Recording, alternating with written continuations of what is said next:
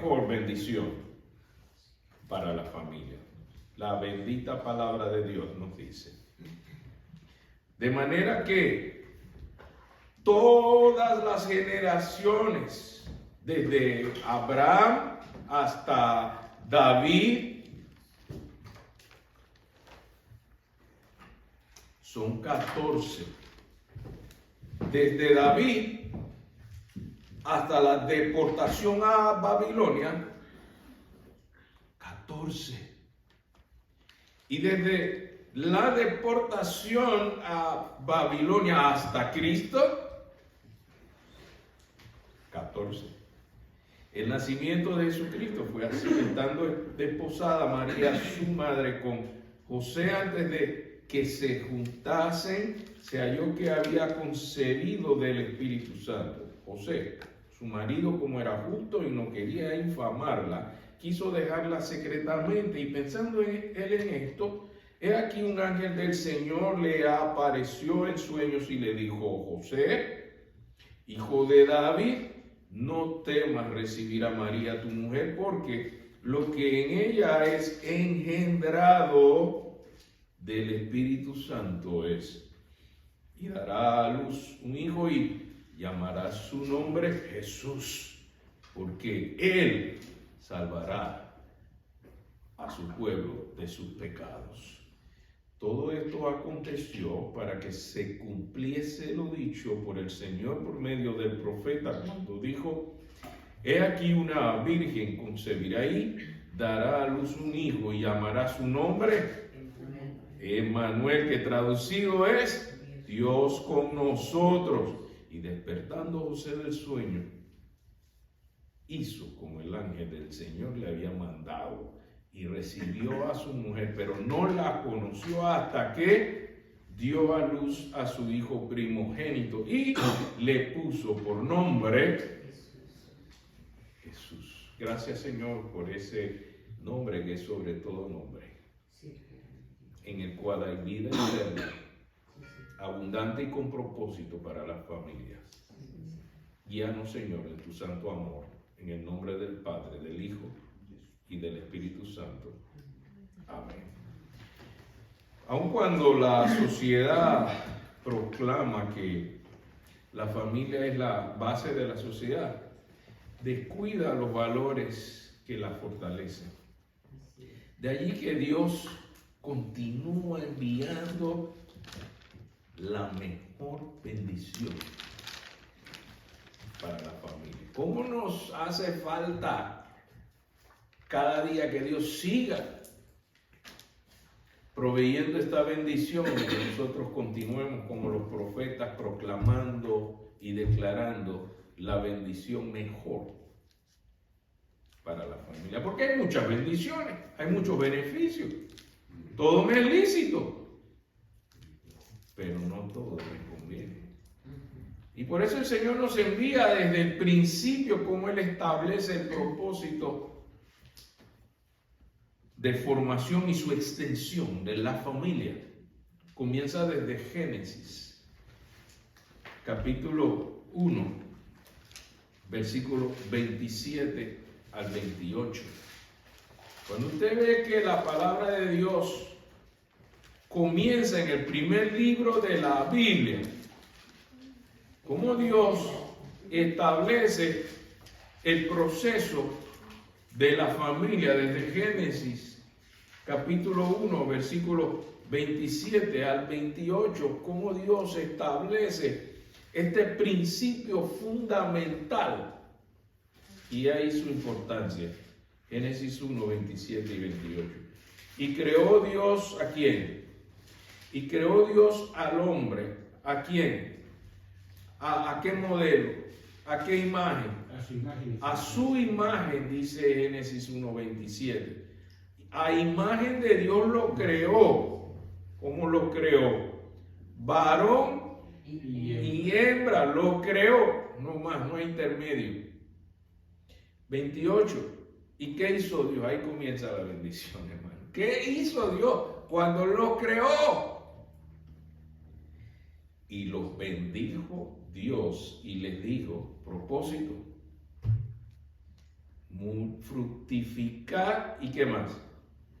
Y multiplicaos, llenad la tierra y sojuzgadla y enseñoread en los peces del mar, en las aves de los cielos y en todas las bestias que se mueven sobre ella.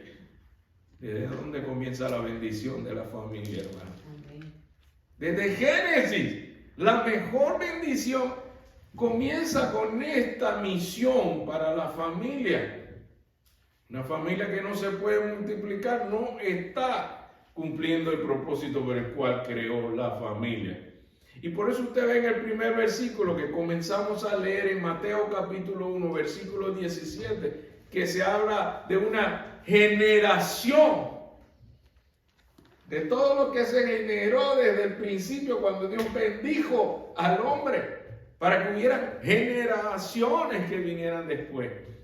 Y usted ve que este versículo 17 resume todos los versículos del 1 al 16, donde se explica el proceso de expansión de la familia. Y ustedes dirán, oye, todo este capítulo, del versículo 1 al 16, va diciendo de quién nació quién. Es la generación de la multiplicación. Y el versículo 17 comienza diciendo de manera que todas las generaciones, desde Abraham hasta David, son 14. Mire que la palabra de Dios va puntualizando en ese versículo, dice son 14. Y no son números como que casualidad, que coincidencia. Hermano, todo esto está bien planificado por Dios. Que Dios cuando hace un plan, su plan es perfecto. ¿Cuántos saben esto? Amén. Y por eso usted ve la consistencia de la palabra de Dios y los números van diciendo, este es un Dios que sabe cómo hace las cosas. Amén. Y está diciendo aquí de manera que todas las generaciones desde Abraham hasta David son 14. Y después de David hasta la deportación a Babilonia, ¿cuántos son? Dice 14. Y desde la deportación a Babilonia hasta Cristo, 14. Mi Dios no es un Dios de suerte. Mi Dios es un Dios que todo lo tiene bajo control. Y que en su tiempo, que es perfecto, Él hace las cosas. Por eso Él estableció las familias para que se multiplicaran con orden. No a lo loco, como cualquier cosa, que nacimiento por accidente ni nada de eso. Esto es lo que Dios definió, que la familia se iba a multiplicar y cómo se iba a multiplicar. Y el linaje de Cristo no es un linaje como qué casualidad que nació con María y José. Dios lo tenía así planeado. Así es. Y así Dios nos dice que la familia tiene un valor sumamente importante. Así que cuando la humanidad se descarría, cuando la humanidad se vuelve loca y comienza a abusar en los deseos de la carne y la violencia, Dios decide salvar la familia. Génesis capítulo 6, versos 13 al 18. Dios decide salvar una familia. Podría haber salvado uno solo, ¿verdad? O a dos nada más, ¿verdad? Pero en Génesis 6 usted ve la importancia que Dios quiere salvar a toda la humanidad se descarría, la humanidad se vuelve desobediente. Y en Génesis capítulo 6, estamos en el primer libro de la Biblia, capítulo 6, verso 13 al 18.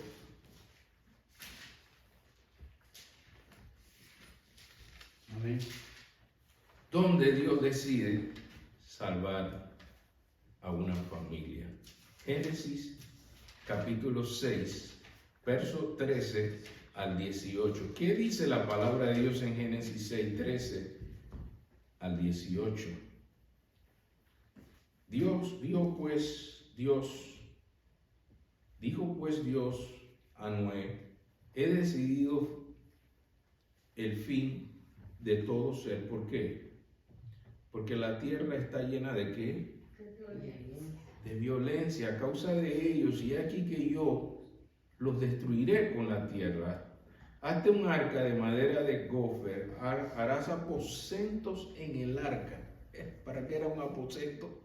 en el arca para seguir adorando al que vive. Y la calafatearás con brea por dentro y por fuera, y de esta manera le harás de 300 codos la longitud del arca, de 50 codos su anchura y de 30 codos su altura. Una ventana harás al arca y la acabarás a un codo de elevación por la parte de arriba, y pondrás la puerta del arca a su lado y le harás piso abajo, segundo y tercero. Qué definición, hermanos, bien planeado. Y aquí que yo traigo un diluvio de agua sobre la tierra para destruir toda carne en que haya espíritu de vida debajo del cielo. Todo lo que hay en la tierra morirá, mas estableceré mi pacto contigo y entrarás en el arca, tú, tus hijos, tu mujer y las mujeres de tus hijos contigo. No era uno o dos, era una familia con descendientes. Y la puerta estuvo abierta hasta cierto punto para que otras familias pudieran ir, pero no entendieron hasta que empezaron a ver las lluvias que venía una destrucción. Y se dieron cuenta que Dios estableció con Noé un pacto. Se da cuenta que ahí la palabra de Dios habla de pacto. Esta era la relación sagrada que Dios tiene con la familia. Y aquí Dios establece un pacto con Noé, así como lo hizo con Abraham. Génesis capítulo 12, versículos 1 al 3. Un Dios de pacto para la familia. Un Dios de pacto para bendecir la familia. Génesis capítulo 12, versos 1 al 3. Pero Jehová había dicho a Abraham: vete de tu tierra y de tu parentela y de la casa de tu padre a la tierra que te mostraré, y haré de ti, ¿qué cosa? Una nación grande, y te bendeciré y engrandeceré tu nombre, y serás ¿qué? Bendición. Verso 3. Bendeciré a los que te bendijeren, y a los que te maldijeren maldeciré, y serán ¿qué cosa? Benditas en ti, ¿quiénes? Todas las familias de la tierra. Desde el principio comienza el proyecto de Dios, de la mejor bendición para la familia. Es un Dios de pacto, un Dios de compromiso, un Dios serio, que está dispuesto a hacer un trato solemne con la familia. ¿Qué les parece la propuesta de Dios? Perdón. La familia que recibe la bendición obedece a Dios. Mateo capítulo 1, versículos 24 al 25. La familia desde Noé, que obedeció, hizo el arca en un lugar donde nunca se había hecho la navegación, y sale esta nave con toda precisión detallada como había que hacer. ¿Y qué hizo Noé? Obedeció. Y Dios cumplió su pacto con él. Abraham, sal de esta tierra, vete a donde yo te voy a llevar con toda tu familia. ¿Y qué hizo Abraham? Obedeció. José recibe una instrucción, y aquí vemos lo que hace una familia cuando recibe el propósito de Dios. Es bueno de resaltar que la propuesta de Dios de esta bendición está definida en Mateo capítulo 1, versículos 21 al 23. Aquí están los propósitos de la bendición. ¿Cuál era el propósito de la bendición de Dios? En Mateo 1, versículos 21 al 23. Después que vemos que el nacimiento de Jesucristo fue así, estando desposada María su madre con José, antes de que se untasen, se halló que había concebido del Espíritu Santo. José su marido, como era justo, no quería infamarla, quiso dejarla secretamente, y pensando él en esto, he aquí un ángel del Señor le apareció en sueño y le dijo: José, hijo de David, no temas recibir a María tu mujer, porque lo que en ella es engendrado del Espíritu Santo es, y darás a luz un hijo, y llamará su nombre Jesús. ¿Por qué? Propósito. ¿Cuál es el propósito de la bendición? Él salvará a su pueblo de sus pecados. Verso 16.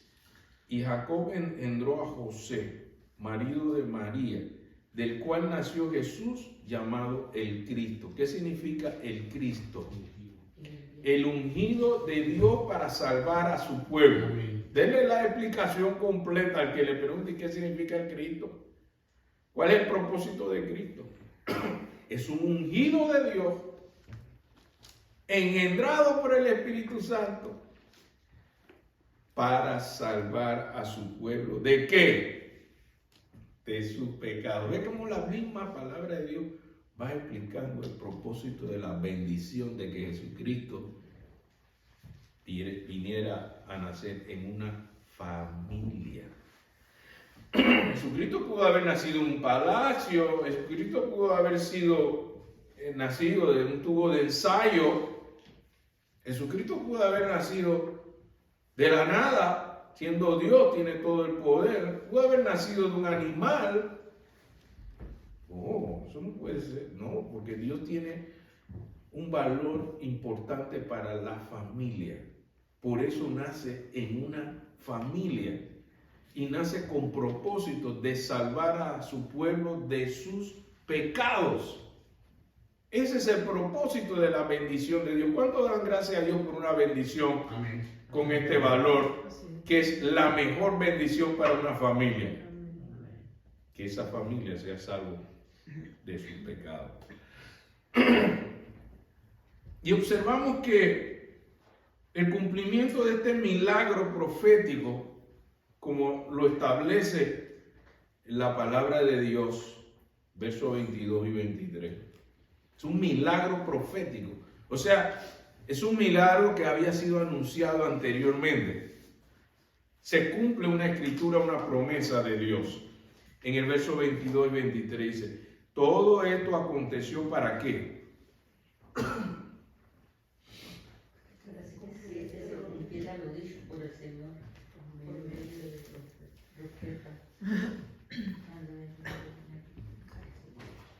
Las promesas de Dios se cumplen. Así es. Las promesas de Dios llegan y son proclamadas por los profetas. Y ahora que nace Jesús, viene el énfasis del propósito de su llegada. Salvar a su pueblo de sus pecados y cumplir lo que fue anunciado por los profetas. Verso 23. Y he aquí, una virgen concebirá y dará a luz a un hijo. Y eso es normal, hermano, eso es lo más común, que todas las mujeres siendo vírgenes queden embarazadas.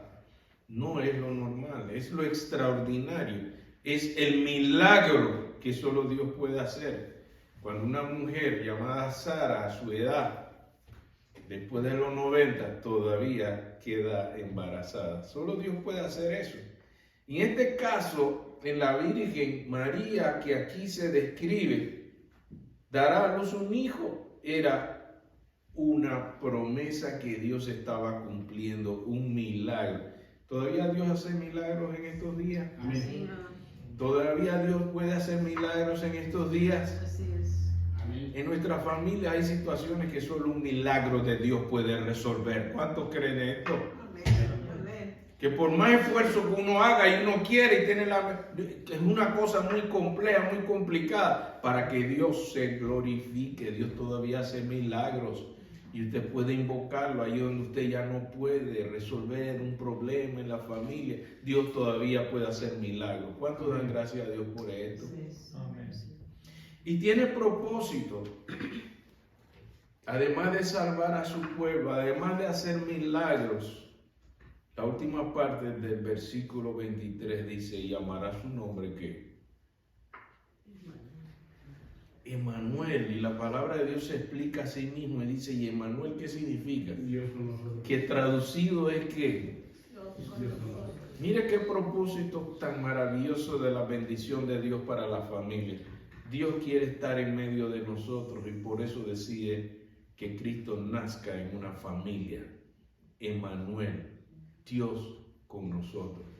El propósito de Dios en la familia es salvar a su pueblo de sus pecados, demostrar que todavía Él puede hacer milagros y de acompañarnos en todas nuestras luchas, en todas nuestras pruebas. Él es Emmanuel, Él es Dios con nosotros. Es lo que Dios quiere hacer como la mejor bendición para la familia. Salvarnos de nuestros pecados, seguir haciendo milagros y acompañarnos en las buenas y en las malas. Así es. Emmanuel. Siempre que usted recuerde ese nombre, recuerde quién quiere estar con la familia todos los días hasta el fin del mundo. Emmanuel. Y terminamos viendo a la familia que recibe la bendición respondiendo en obediencia, versos 24 y 25. ¿Qué hizo José después que se despertó? Y despertando José del sueño. Y todavía a veces nos falta despertar a la realidad que estamos viviendo. Y que estudiamos esta mañana que debemos ser luz, debemos alumbrar, debemos anunciar las buenas nuevas de Dios. Debemos despertar, hermanos, como lo hizo José, despertando del sueño. ¿Qué hizo José? Hizo como el ángel del Señor le había mandado y recibió a su mujer. Después que usted haya recibido la palabra de Dios y la ha entendido, ¿qué cree usted que Dios espera que usted haga? ¿Que solamente esté de acuerdo con Él? ¿O que tenga solamente la intención? ¿O que usted se levante y brille en el sitio donde usted esté? Dios quiere nuestra obediencia, hermano. Por eso en su palabra Él siempre nos enseña grandes cosas, grandes maravillas, grandes testimonios. No solo para quedarnos en admiración o contemplación, pero que vayamos a la acción de anunciar las buenas nuevas de salvación. Empezando, decía una hermana esta mañana, principalmente en nuestra casa. Y yo estoy de acuerdo, por eso Dios empezó su obra en la familia y después fue al mundo. Pero la familia tiene muchos problemas. La actitud de José en el versículo 25, cuando dice que no conoció a su mujer hasta que dio a luz a su hijo primogénito, ¿sabe qué fue eso? Esa fue la prioridad de José. En vez de buscar su propio beneficio como comprometido y marido de esta mujer, él podía buscar su satisfacción personal primero y después vamos a ver cómo arreglamos eso, lo de la llegada de Jesucristo. Él se guardó y guardó a su esposa en santidad hasta que se cumpliera el nacimiento de su hijo, para después tener sus relaciones normales como el beneficio de todo marido y su mujer. Eso es lo que significa. Y después conoció a su mujer. Eso es lo que significa conoció. En el contexto de la palabra de Dios era intimar con ella. Él se guardó y le dio la prioridad al proceso que Dios había empezado con el Espíritu Santo. ¿Se dan cuenta de la actitud de José? Que dice 1 Corintios 13 que el amor no busca lo suyo. Ese es el testimonio que José muestra con su actitud cuando él dijo, primero lo que Dios empezó que sea completado. Y después él entra en su relación normal como marido y mujer. Y aquí el testimonio de obediencia que Dios quiere, hermano. Esa es nuestra agenda. La prioridad es lo que a nosotros nos gusta y lo que nosotros queremos. Y con este testimonio que da José aquí sobre la prioridad en la familia, debemos hacer lo que Dios dice en su palabra, buscar primeramente el reino de Dios y su justicia. ¿Qué va a pasar con las demás cosas que queremos, que deseamos, que nos gustaría tener? Vendrán por añadidura. Y no buscar la añadidura primero y después dejar a Dios como si fuera un añadido. Nosotros tenemos que hacer lo que José hizo cuando recibió la buena noticia, cuando recibió la bendición. Primero, lo que agrada a Dios. ¿Cuántos están de acuerdo con el Señor en su palabra de que la obediencia debe poner primero Dios?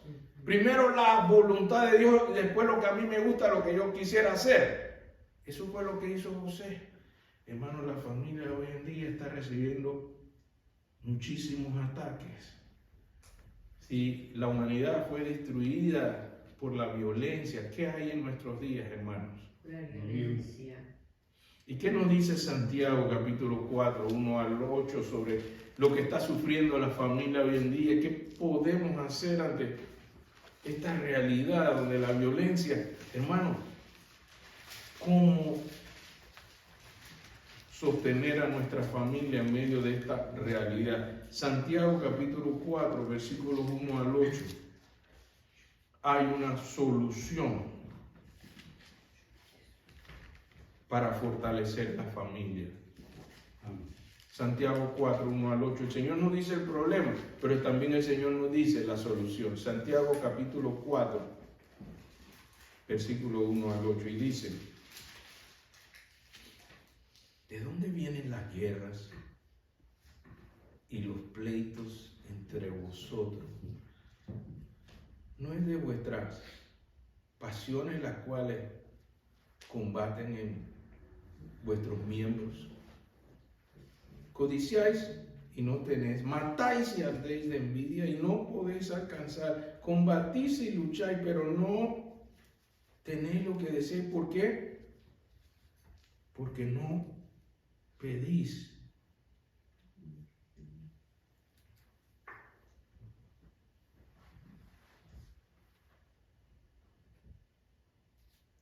Codiciáis y no tenéis, matáis y ardéis de envidia y no podéis alcanzar, combatís y lucháis, pero no tenéis lo que deseáis porque no pedís. Pedís y no recibís porque pedís mal. ¿Para qué? ¿Se dan cuenta por qué lo relacionamos con la actitud de José, que no conoció a su mujer hasta que dio a luz? Porque a veces nuestra prioridad es lo que a nosotros nos gusta, queremos, deseamos. Y aquí la palabra de Dios nos está diciendo, aquí está el problema.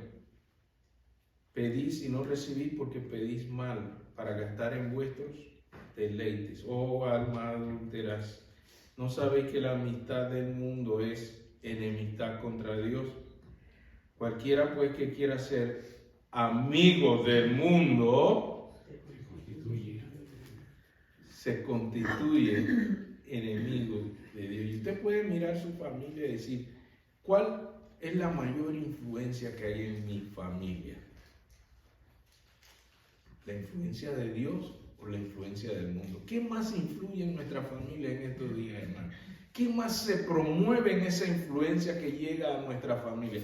No es la violencia y la corrupción y los morales, los valores morales por el piso. Esa no es la cantidad de bombardeo que recibimos, y se trata casi siempre de hacer de forma amigable, de forma agradable, que todo el mundo lo está haciendo, si casi todo el mundo lo hace.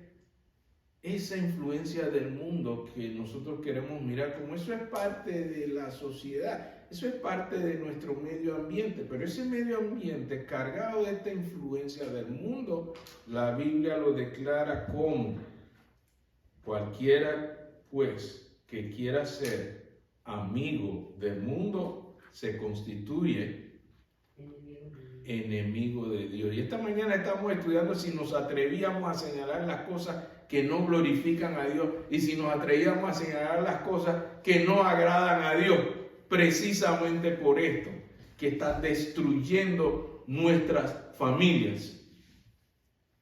Tenemos que trazar bien claro la línea que viene de Dios y que viene con la violencia y la corrupción que destruye nuestra familia. Solo el discernimiento del Espíritu Santo nos puede permitir identificar si esto es una influencia del mundo que no glorifica a Dios y nos convierte en enemigos de Dios. No todos nos atrevemos a señalar la raíz del problema en nuestra familia. Y por eso la palabra de Dios nos dice, bueno, este es el problema. Miren la batalla, miren la lucha. Verso 5. ¿Cuál es la batalla? ¿Cuál es la lucha aquí? ¿O pensáis que la Escritura dice en vano, el Espíritu que Él ha hecho morar en nosotros nos anhela como Dios quiere lo suyo, lo que Él hizo a su imagen y semejanza. Dios quiere lo que le pertenece porque pagó el precio de redención en la cruz. Dios quiere lo que es de Él. Él se lo merece. Y por eso lo anhela celosamente. Esta es la lucha, hermanos. No tenemos lucha contra carne ni sangre, sino contra huestes de maldades, potestades, que quieren destruir nuestra familia. Y su espíritu que mora en nosotros, dice, Él nos anhela celosamente. Dios no quiere que estemos con un pie aquí y un pie allá. Que seamos amigos de Dios y seamos amigos del mundo. Dios quiere que tracemos la línea clara en nuestra familia.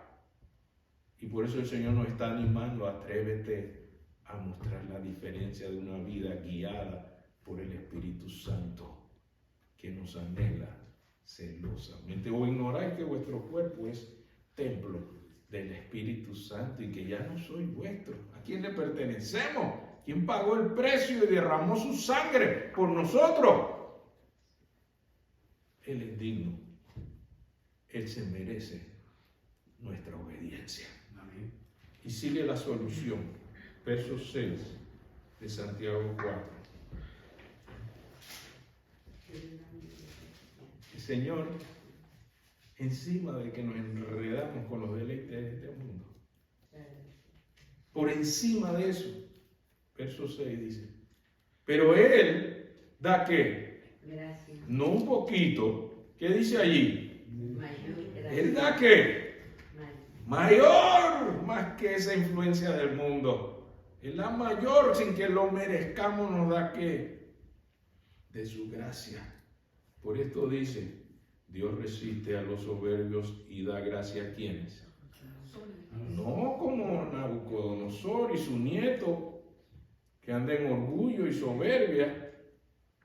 A los humildes se les da gracia. Entonces viene la solución, hermano. Versos 7 y 8. Solución al problema de la influencia del mundo en nuestra familia. ¿Qué hay que hacer? ¿Cómo resolvemos esto, hermano? Esta batalla, esta lucha del mal contra el bien, de la influencia del mundo, enemistad contra Dios. Esto es lo que hay que hacer. Dios señala el problema y la solución. Dice el verso 7. Someteos pues a Dios y resistid al diablo. ¿Y qué va a hacer el diablo? Huir. ¿Y qué va a hacer el diablo? Huir de vosotros. Pero ¿qué tenemos que hacer primero? No resistir al diablo sin someternos a Dios, que es lo primero que tenemos que hacer para poder resistir al diablo, hermanos. Someternos a Dios. Porque en la autoridad de Dios es que podemos hacer que el diablo ve, patita, ¿para qué te quiero? Huirá de vosotros. Dios te está diciendo, esto es lo que hay que hacer, hermano. Verso 8. ¿Qué tenemos que hacer, hermano? ¿Cómo damos ese mantenimiento? Bueno, ya el diablo se fue, puede venir con 7 demonios más. Pero el verso 8 te dice cómo puedes enfrentar esa que sigue el ataque del enemigo. Verso 8. El verso 7 te dice, la solución inmediata es someterte a Dios, resistir al diablo y huirá de vosotros. Pero sigue leyendo el verso 8, te va a decir cómo darle el mantenimiento vigoroso, fortalecido para tu familia. ¿Qué es lo que hay que hacer? Dice el verso 8. ¿Qué continúa? Dice, acercaos a Dios y Él se acercará a vosotros, porque a tales adoradores Él busca, a los que lo buscan en espíritu y en verdad. Y luego dice, pecadores, limpiad las manos, y vosotros los de doble ánimo, purificad vuestros corazones, porque Él es santo y Él es el que santifica. Mira qué proceso tan hermoso. La palabra de Dios nos está diciendo cómo resolver. Sométete a Dios, resiste al diablo y se va. Pero sigue acercándote a Dios. ¿Cuántos creen que necesitamos acercarnos más a Dios? ¿Hay alguien aquí que puede confesar? Yo sí necesito acercarme más a Dios, porque el ataque del enemigo, Él no coge vacaciones, no coge licencia, no coge días libres. Él está, ¿ves?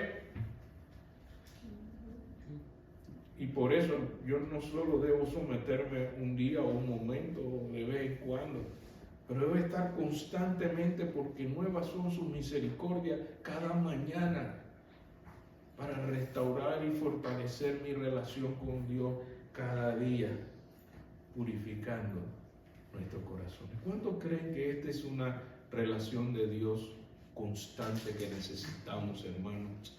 Estar acercándonos a Dios y purificando nuestros corazones. Por eso es que nos reunimos en el santuario. Y el pastor hace la invitación por el resultado que da este proceso. Filipenses 4, 4 al 7. Y aquí el resultado que nuestra familia necesita. ¿Usted quiere ver el resultado de este proceso? Usted se va a Filipenses capítulo 4,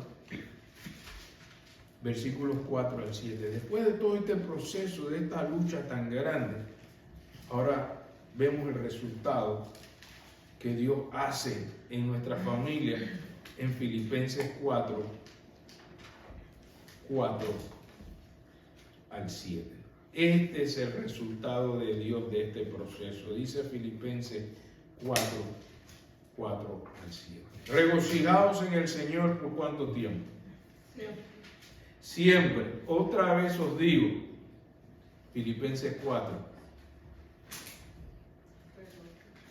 versos 4 al 7. Regocijaos. Vuestra gentileza. Recuerden que todo el problema de la corrupción del mundo de nuestra familia trae corrupción y violencia. Pero cuando hacemos todo el proceso de someternos a Dios, resistir al diablo y buscar constantemente acercarnos a Él para purificar nuestros corazones, luego el resultado es este. Vuestra gentileza. Hermano, no tenemos que ser groseros. La verdad no tiene que ser dura para ser verdad, puede ser una verdad con amor, con gentileza, como lo hizo Daniel cuando le dijo la mala noticia al rey. Se lo dijo con toda gentileza, pero le dijo la verdad. Por eso dice Filipenses 4, 5, vuestra gentileza sea conocido de todos los hombres, el Señor está cerca. ¿Cuántos creen que el Señor está cerca? Sí. Por nada, verso 6. Bueno, cuántas cosas hacen falta en la casa. Por nada estéis afanosos, sino sean conocidas vuestras peticiones delante de Dios. ¿En qué? De vez en cuando oramos. Oramos cuando se puede. No, con toda oración. Hermanos, además de toda oración, ¿qué más dice ese versículo 6 de Filipenses 4? Oración y ¿qué más? Antes de la acción de gracia, ¿qué hay? Ruego. No, yo ya oré, pastor, ya yo tengo años orando ahí y nada. Y el Señor que te dice que además de toda oración, ¿ya hiciste todo? No, yo creo que puedo orar un poco más. Y después te dice, y rogar. Ahí es donde llega el nivel de intensidad, de clamor, de súplica, de ruego. Todavía hay quienes oramos por nuestros hijos y por nuestros nietos. Y el Señor nos está diciendo, no solo oren, no solo con toda oración, pero ¿qué más? Rogar por nuestros hijos. Hermanos, están abriendo cada día más la corrupción número 1, es el tráfico de niños. Terrible. Usted me dice, no, pero eso no tiene que ver nada con mi hijo ni con mi nieto. Oh, dígame si no están expuestos a la influencia del mundo con todos los medios sociales que andan alrededor y atacando. ¿Y usted cree que con solo una oración de vez en cuando es suficiente? Oremos más por nuestros hijos y nuestros nietos, hermano. Orad sin cesar, dice el Señor.